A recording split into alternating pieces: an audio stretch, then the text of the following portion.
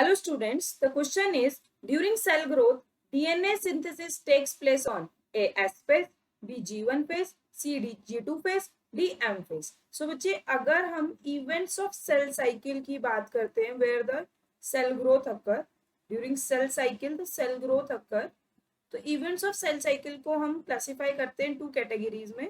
One is interphase, the resting phase when the cell is not dividing, and another is M phase where the cell is dividing. So according to the options को अगर हम देखें तो M phase यहाँ से eliminate हो गया because M phase में तो क्या हो रही है, division हो रही है. ठीक है, तो M phase नहीं हो सकता जहां पे DNA synthesis होगी. Interphase जो है बच्चे further divided है.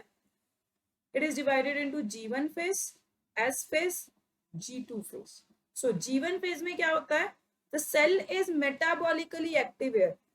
Immediately after the division M phase, the cell enters the G1 phase where the cell is metabolically active and grows in size, but no division occur here, no cell division, no replication occur here. While in S phase, the DNA synthesis, that is DNA replication occur and the DNA content become double.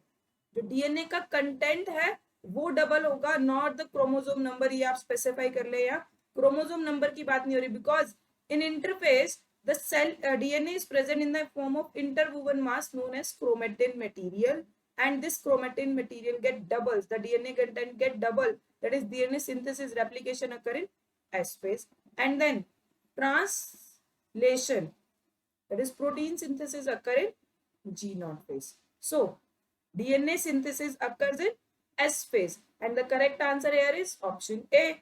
Thank you.